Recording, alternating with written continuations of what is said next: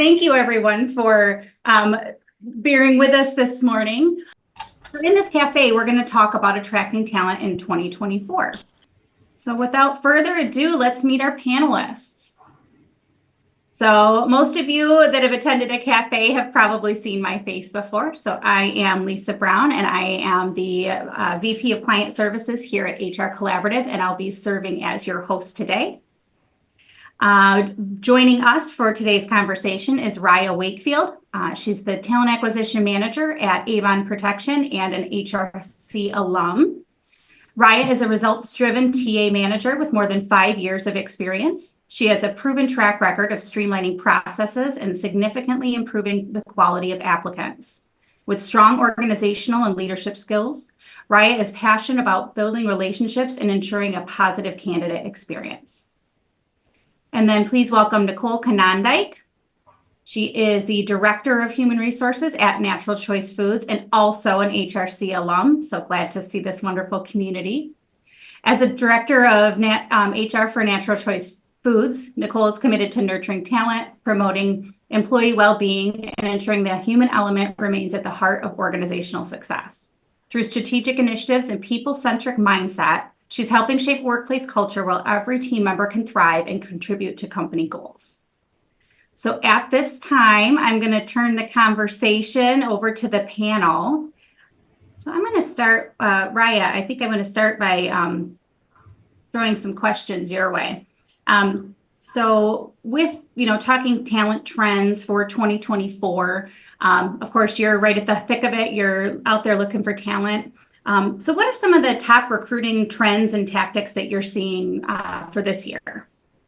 Yeah, well, it's an exciting time to be in the talent acquisition space and really the people space, which is what I love. And I thought one of the really exciting things that we're going to see in 2024 and probably moving forward is going to be AI. And I know everyone loves that word and is excited about that word.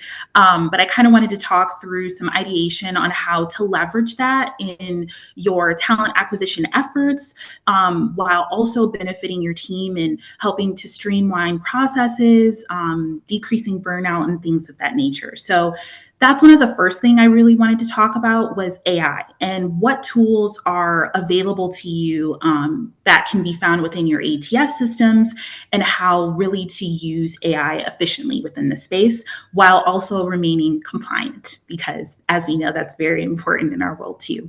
So with that, I thought one of the things I would kick off by starting off and talking about is chatbots and the benefit of leveraging chatbots within your ATS systems and how the importance of that can ultimately improve the experience for candidates by mitigating response time for general questions. So for instance, when they have questions pertaining to benefits and things of that nature, we know that candidates value and appreciate having the hiring team as well as recruiters being accessible to answer their questions.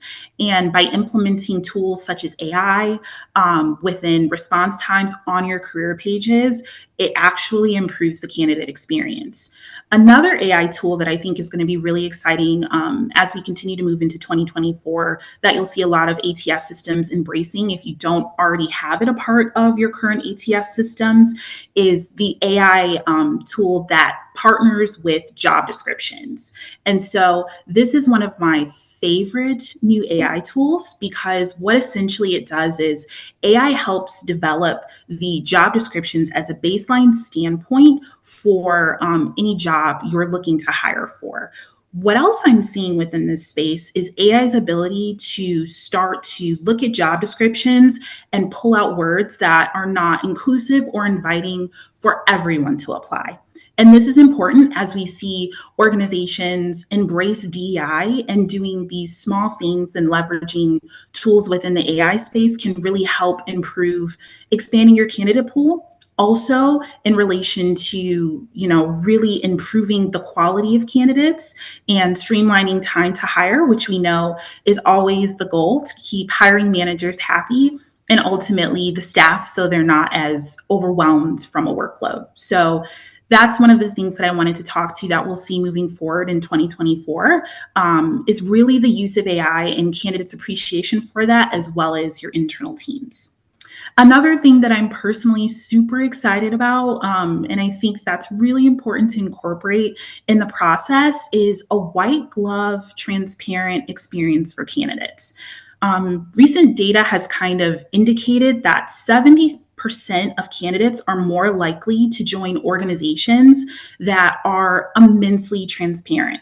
And what does that mean per se? So in essence, it's reducing anxiety for candidates before they even come on the job site, right? So it's establishing rapport and really what I like to say is viewing the interview experience as customer centric to help people navigate through what is a huge decision and a big transition. And so some tools and things that I recommend in the front end before you have candidates come on site is explaining the what. What is the purpose of the interview? Where is the interview going to be?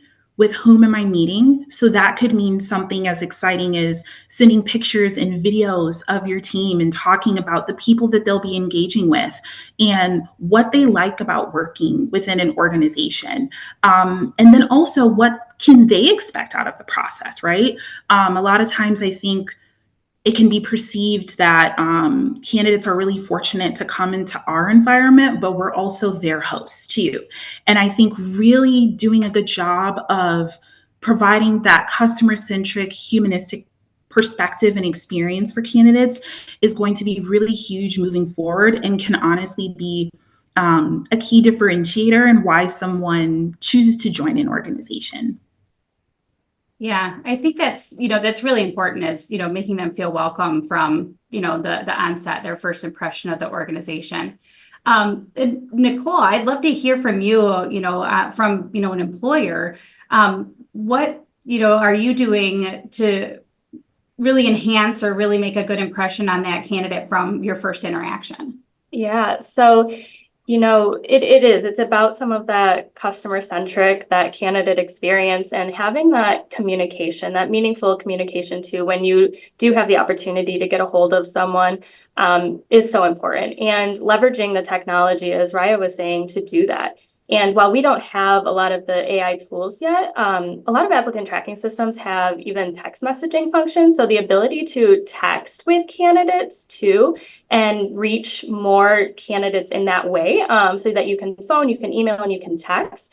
It does help that experience as well because it kind of meets people at their comfort level or how they prefer some of that communication, being able to get that then here and on the phone. And so that communication, and even just sending them a text message with an update or an email or a phone call, whatever their preference might be, to keep them informed of the process. Even we know priorities switch, but being able to just give an update to keep their expectations in line has been really important and will continue to be, especially as AI comes in, so you have that human touch as well. Yeah. I love it. Yeah, being able to reach them in multiple manners, multiple channels is really has definitely elevated our ability to engage with candidates for sure. All right, so these are some great tools and trends that we're seeing coming up. That it's great if we have all these tools and resources, but really, what are we doing, or how do we attract top talent in 2024? So we've got these tools to leverage, but how do I attract them, Raya? What are some things that we can do? Yes, I know we're all familiar with the phrase, we're in the war for talent, right? And as cliche as that is, it is such a unique time of how to differentiate your organization when everyone's on a job board, right? And you're competing with organizations that all have something to offer. And so I think this conversation is really relevant when we start to think through skilled and trade labor and how we kind of bridge that gap, as we know that there's a huge percentage of the workforce that will eventually retire, and then who's going to be able to take the mantle on to do that work. And so some really exciting ideas and things that I think are awesome as organizations move forward from the standpoint of DEI initiatives. And leaning into that is the fact that ultimately it does expand your candidate pool. So in terms of posting jobs on job boards that are outside of LinkedIn, and maybe they're veteran focused or they're double minority focused, I think that's a really exciting resource to use, and also benefits the organization in the long run from the standpoint of a more diversified workforce. Tends to lead to a really happy, well-rounded work environment. Another thing that I think is really important, specifically in relation to skilled trades, as well, is kind of reframing and looking at marketing and attracting in a non-conventional manner and not relying so much on just job boards. One of the things that I think will be exciting moving forward is really going to the talent, right? So previously, before we had internet and things of that nature, as it was as popular as it is today, organizations went to high schools, right? They talked to people at a young age to get them excited. And sometimes it's re-educating certain demographics on things that they don't know about, and paths and career paths they don't know about, and or organizations. So one of the things that I think is really imperative and would be exciting to implement within organizations is revisiting high schools, going and speaking and talking about the benefits and perks that are within skilled trades, right? We know that college expense is going up. And so maybe not going into debt or doing a 4-year college plan is an option for people. But what is the opportunity to, move forward in a path that's high paying with organizations that will train and really advertising those efforts. And my third thing that I think would be really great to start thinking about from an organizational standpoint moving forward is starting to implement resources from a digital media perspective, like TikTok and YouTube, and really leveraging Facebook ads, right? One, we know TikTok, there's the possibility of going viral, and you could never have to be concerned about filling jobs again, which is always nice.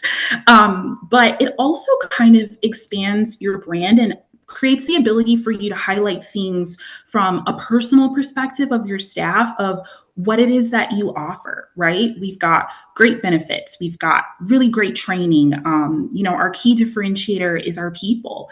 And so mixing all of these tools and not relying just on one can help really improve in the ways that we're attracting talent to organizations. And then also, when you're on the employee side, it also is cool to see your organization trying different approaches to find the talent that you need to support your staff. Yeah, lots of great ways to, get your brand out there, and, candidates aware of and interested in joining your organization. Again, Nichole, I'd love to hear from you, as an employer, how do you, what are you doing to, get your name out there, and, once they learn about your organization, how do you get them hooked? Yeah. So, we do a lot of the traditional ways, but one of the areas that we've really had success is understanding that our people are our brand. And when we really focus in on what we're doing internally for employees, so we focus in on our employee value proposition. So our culture, our pay and benefits are part of it, but it's also our career growth and really working on having career paths, upskilling opportunities for employees, our appreciation and belonging efforts, as well as well-being. And we really highlight what it means to work here. Especially on the well-being side, that's something that we've put a lot of work in a manufacturing and production environment. It's physical, emotional, financial, and we've had really record setting years where people are meeting one-on-one with our financial advisors, even on our production floor. Our EAP utilization has been really high, and so we've scored really high on well-being. So that's something that we talk a lot about with candidates, because that is an important topic of attracting folks. They want companies that care about well-being.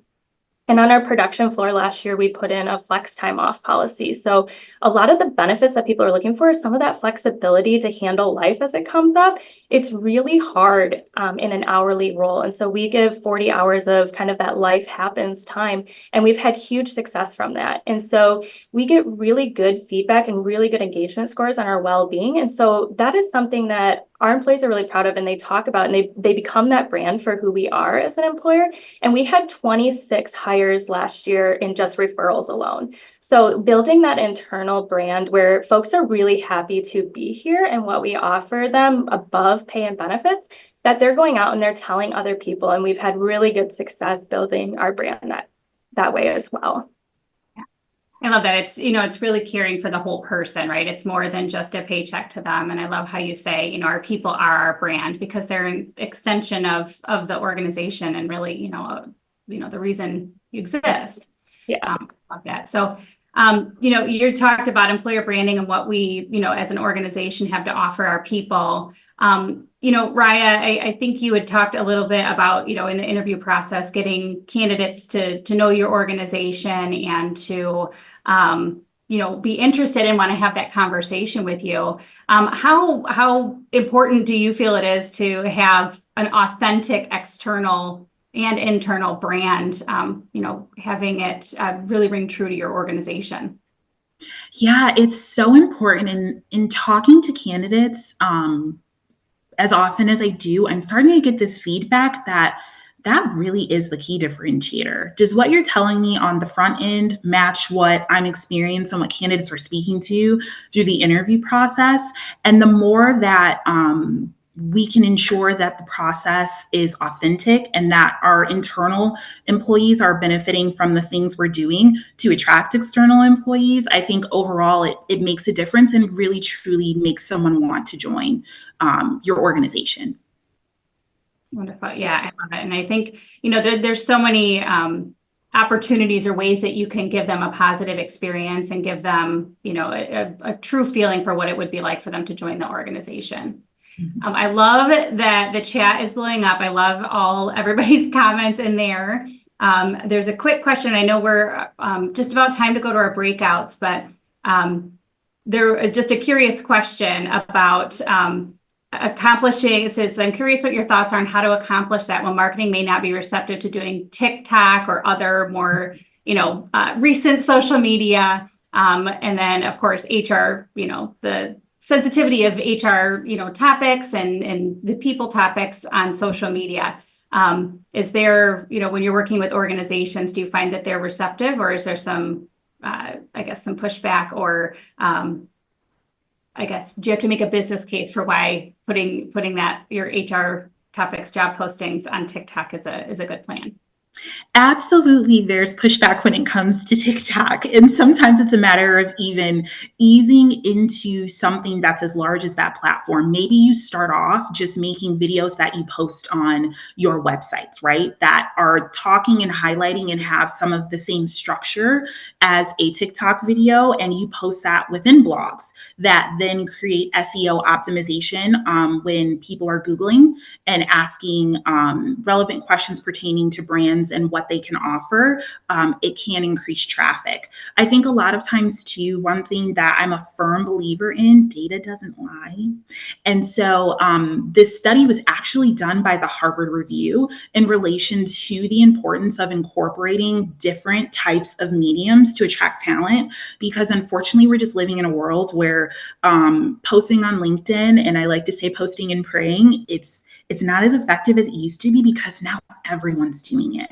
So something to differentiate yourself is really assessing comfortability levels. I think backing it up with research helps in those conversations. And then maybe it's easing into something that then hopefully you can move buy-in, as I like to say, up into the leadership suite to be able to be open to ideas of that sort. But that's what Gen Z likes. And it's one thing we're not going to really get away from. So it is kind of setting those compliance standards around that and larger conversations with HR about how to go about it. But organizations are seeing success with the younger generations. I'd add to that too, with maybe not all generations, but there still is a generation that is tied to Facebook. And if your marketing team maybe isn't sold completely yet on some of the new mediums and going out there and posting everything very publicly, even trying to join some groups on Facebook that are very much tied to the industry that you're looking for. So, retail is part of us, truck drivers, and trying to tap into some of those groups on Facebook of, is there a West Michigan truck driving group that we could be a part of? So how do you get your foot into the door and even some of those other platforms, as you start to warm up and explore, social media and marketing with HR. So. Yeah, there's definitely, and I love that there's a bunch that we're getting more and more questions in the chat. I don't want to take away from any of the time that we have in our breakout session, so I do want to pop it over to our discussion question for the day. So I'm going to share our question for our breakout rooms is going to be, what is your biggest talent attraction challenge in 2022? Welcome back, everyone. All right, so I just want to review. I saw a lot of the conversations in each of the groups did overlap. You all have or are experiencing very similar challenges, and although it's nice to have that consistency that, you're not alone out there. There's definitely a few that rose to the top. So some of the themes that were definitely noticeable was, we talked a little bit about it before as well, but that timely communication, how not only from like the recruiter perspective, but, when you were trying to get candidates in the door, the delay in manager reviewing the resume, the phone interview notes, and then getting back to you can cause a loss of candidates because you're not the only one out there seeking that talent. I saw this comment in the chat. I think Lisa Struck had added it, but it was also in a couple of the group discussions, is that white glove approach that Raya was speaking to about really giving that, really giving them a great experience. There's, a sense that could potentially backfire if that's not the experience once they're hired. And, once we saw that, we had a discussion. So I know that my panelists want to comment on how to best curb that. Some other themes I saw was finding that highly skilled or specialized talent, things like engineers, technical roles, IT with certain, programming languages. Not only can it take a lot of time to find candidates with that skill set because there just is a limited number of them and a high demand, but their pay requirements can be hard to meet because they know they're highly sought in the market. It also leads to looking and, casting a wider net, looking at, instead of, locally or within a major area, you're looking nationally. And so if somebody has to move, they want a signing bonus or relocation, pay, they have some demands. It gets really expensive really fast. And, if it's an at-will employee, there's no guarantee, right? I saw quite a few. I know Raya had spoke about the post and pray for companies putting jobs out there, but there's also, that I think they call, spray and pray, where you post, you just rapid click apply on Indeed. And as many of you mentioned, you're getting a lot of unqualified candidates. Like, did they even read the job posting? On-site versus remote work opportunities. There's, that push and pull. It's not that, organizations don't necessarily have the opportunity to work remote, but there's a lot of jobs. It's like 60% or more of jobs can't be done remotely. So that's just not an option. And so really, highlighting the benefit of working for an organization, even though that's not an option. Higher wage demands. I think we're seeing that across the board. But, especially for those that don't match that skill level, they're asking, Google to tell them what they should make in this job, but they don't have the skill level to back that. And of course, the candidate's expectation of pay. We've heard a lot about pay transparency and understanding, what their earning potential is, and organizations having to share that information, but also setting realistic expectations. Because again, the internet's a wild, it's a wild thing where you can't believe everything on the internet, right? Hiring for temporary or low wage positions that are not a career starter, a career jump. It's something that they, I think the example was, teachers or golf instructors, something that's, this is not a long-term career. And so finding talent, not only where do we find the talent, but how do we emphasize that this is what it is, right? Giving them a realistic understanding of that. And there was also a few mentions of hiring diverse candidates for traditionally non-diverse sectors. So there's, certain sectors of work that are predominantly male or female, or they're predominantly, younger generation. And so how do we help diversify those work environments in an environment that may not reflect that currently or traditionally hasn't. So lots of really great themes. Again, pretty consistent. I'm just going to open it up real quick to any of our group leaders. Is there anything I missed in there that you really want to make sure that the whole group, hears or is aware of? I can speak up, Lisa. Thanks, Sam. So in our breakout group, we had a little bit of talk about what has worked for some of our organizations. And one thing that one of our participants mentioned is around working with workforce development organizations in your area and developing a rapport and relationship.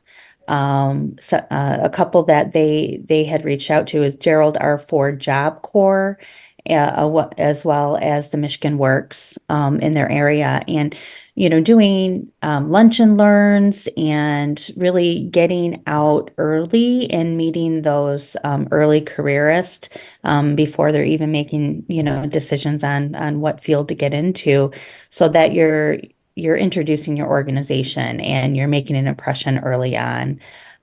Summer employment opportunities too.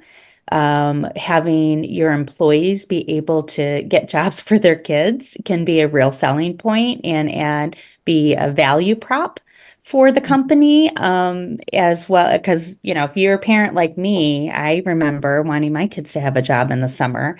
And if I would have had an easy in at my workplace, that would mean a lot to me as a parent. And also you're getting that exposure for your company and your child to get some work experience.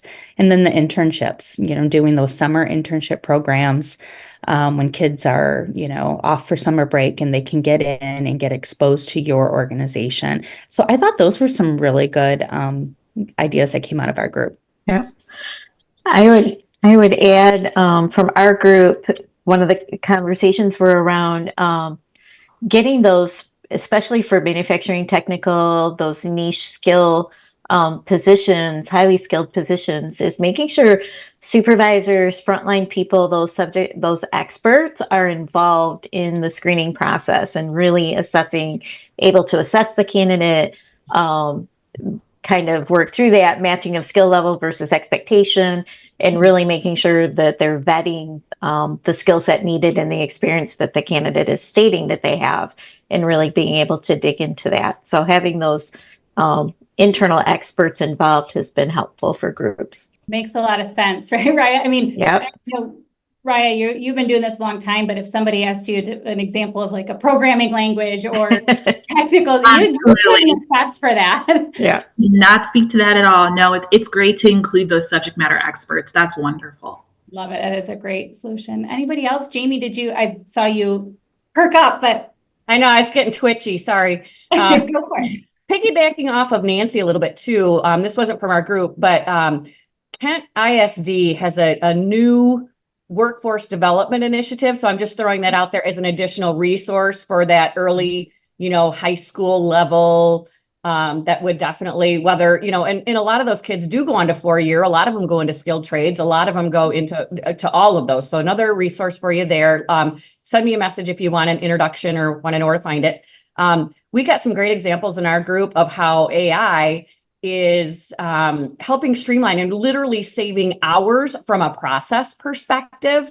So that was really helpful. Our group had a couple different conversations around how to make so the recruiting or the talent acquisition arm of it, when there's hiring managers involved, how to make sure that that's connected and as smooth as possible, because that can feel like it lengthens things, and the importance of having a process kind of understood by all, so there isn't a lot of disconnect, and that the white glove or the speed at which we need to move continues. So that was a concern for a couple of folks. And then we ended on summarizing, one of our panel or our guests summarized that if we can keep it personal, keep it real, keep it transparent, and then somehow if it's not remote, is it hybrid? Is there some flexibility on just how valuable that is to, I think, the wholeness of each one of us. So great ads, Jamie. Well, I know, like I said, as we were kind of going over the breakout themes, the panelists and myself, I, saw some of the, we started discussing, it was hard not to. So, all great things. And a lot of head nods while we were going, over these. Nichole, just of the themes, what, pops out for you? What are your thoughts? Yeah, so, one of the ones that we talked about is that white glove experience and what happens when it's not transitioned into their experience once they're hired. And I would say that really goes to what is your onboarding process? What is that relationship with the managers? So if you don't have a robust onboarding program, the hiring manager probably was along at some point during that process. So how are they meeting with them, helping them get acclimated, teaching them, training them, and what does that service look like as well? So we really should be carrying that on through the hiring process onto that first 30, 60, 90 and above days, because that relationship with that manager is so important. And so I would say leverage that and ensure that candidates feel that same type of engagement through the whole process. Raya, any thoughts from you on these breakout themes we heard? Yes, so many. And it's so interesting because I think as a collective, the talent market right now is challenging, but there are a few things I wanted to highlight that stuck out to me the most. And I know one of the larger pain points is on-site versus remote work opportunities. And one thing I want to put on the table, and just for consideration for your organizations, sometimes candidates are even more so looking for flexibility within work hours. And so that is something to consider if an organization is open and not committed to a 4-day on-site work schedule. Can you give your candidates the opportunity to start their day at 7 and end at 4? Are you flexible with them logging off if they need to go to a doctor's appointment and not taking PTO and logging back on? I think those are conversations that can be had to bridge that gap, and something that can also be promoted. We encourage, and once again, that attracts a whole demographic that could be outliered from the workforce, whether you have children, right? Organizations that are accommodating and are open to the idea of flexible work hours. So that's something that I wanted to highlight. And then I also wanted to talk through hiring diverse candidates in non-traditionally diverse sectors. So one thing I think is really important in this conversation is understanding the importance of intentionality behind efforts. And maybe that looks like partnering with HBCU organizations, or maybe that looks like going into women in engineers societies and having someone within your organization speak and really establish rapport amongst those groups to, one, hopefully garner referrals, even if they're not candidates that are exactly open and available at that time. I do find that there's a necessary grassroots approach that sometimes needs to be invoked in order to make sure, okay, we're saying we prioritize these things, but people also want to see that. And I think even effort goes a long way from an authenticity standpoint. Mm-hmm. Yeah, that's a really great point. It's, tapping in and building those relationships. You can't invent it. It's not going to happen without some effort, right? Mm-hmm. Yes. Well, we do have a little bit of time left, and I know we got some questions before the, prior to the cafe this morning, and that you guys, again, that chat's been moving, and I appreciate all those questions coming in. If we can't get to all of the questions, we will follow up with those of you that asked, and of course, we'll send out that recap email. But so we're going to open it up for Q&A. If you have more questions, please drop it in the chat. We'll try to get to as many as we can within our allotted time. And I want to start with the first one. The first one that I saw is leveraging AI or tech tools. If you don't have a highly sophisticated applicant tracking process or system. So what tools could be leveraged if we don't have a modernized or a real tech savvy applicant tracking process? Yeah, so one thing I wanted to share, I know most of us have probably heard of Calendly. And so more recently, we've seen some advancements in terms of Calendly capabilities that is not required to partner with an ATS system. One of those being Calendly has now created the option where you can brand your organization on a homepage and also automate messages after you have and or conduct screenings or interviews. So one thing that can do is streamline expectations and communications around turnaround time for results in regards to next steps and so on and so forth. So that's something that at different tiers can be leveraged and beneficial if you don't have a full ATS system that has AI capabilities. The other question, I think we answered in some of our conversation before, but I'll put it out there just because it was posted in the chat.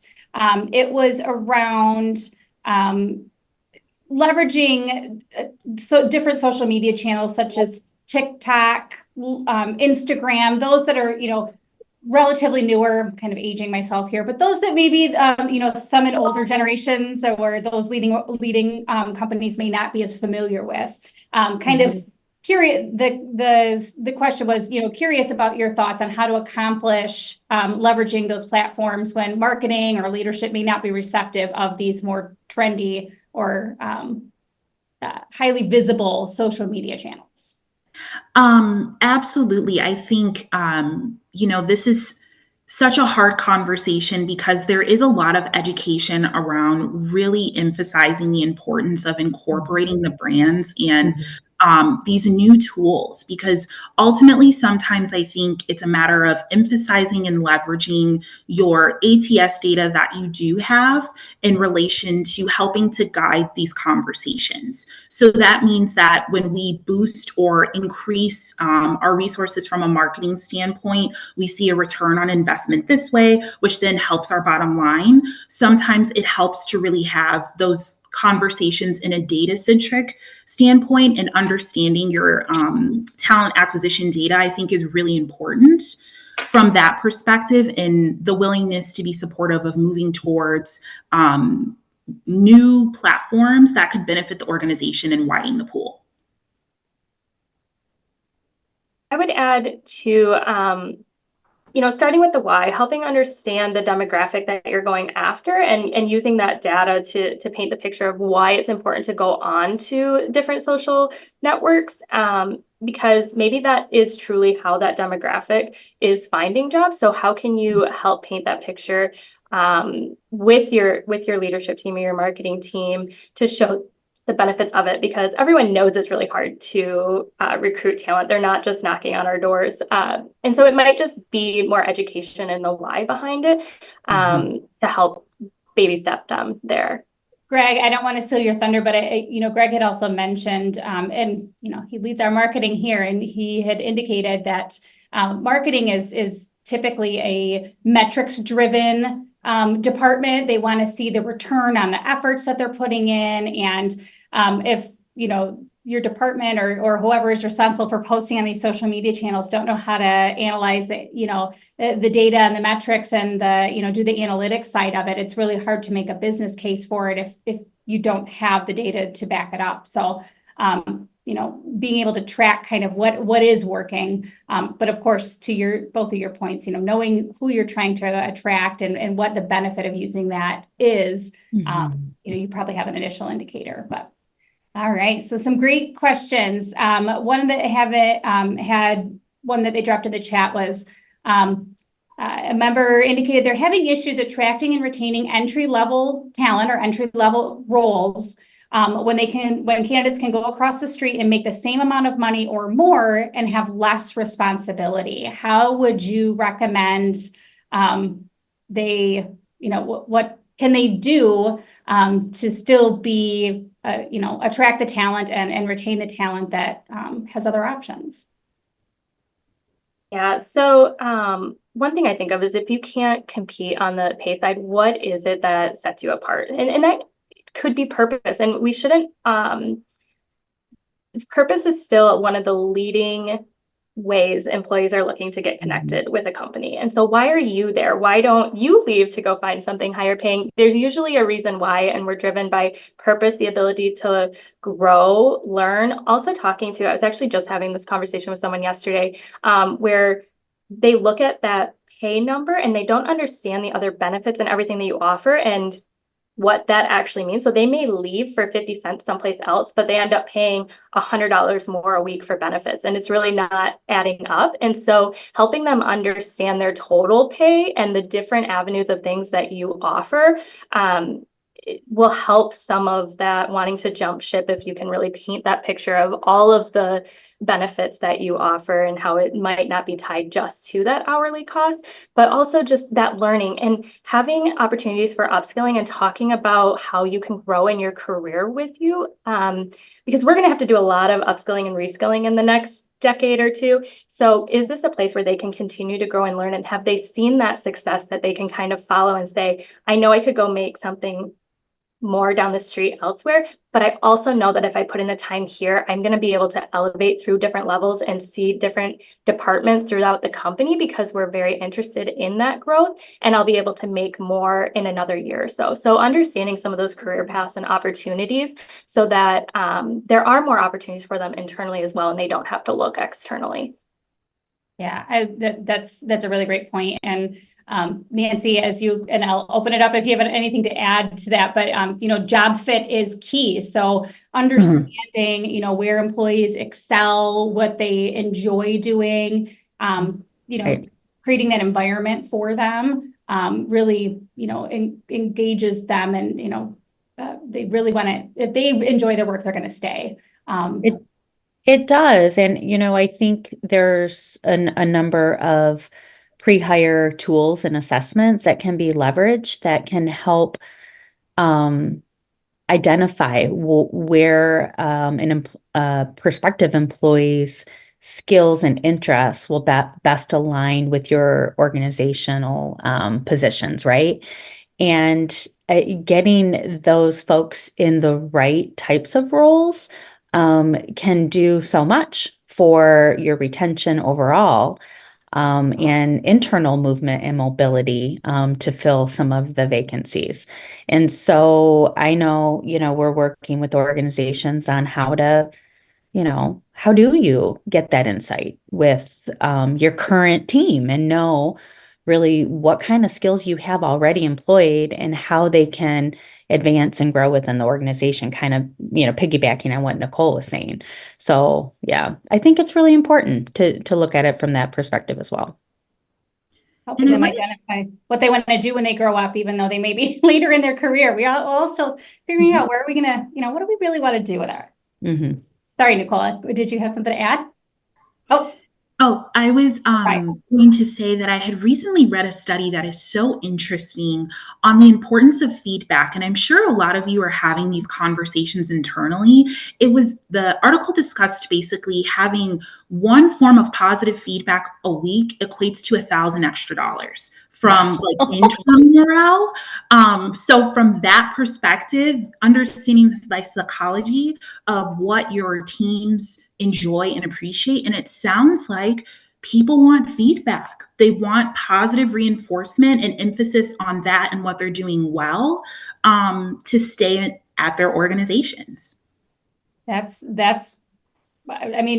not surprised. It's shocking. I saw a lot of eyes widen when you said what that equates to in dollars, because that's meaningful. That gets leadership's attention for sure.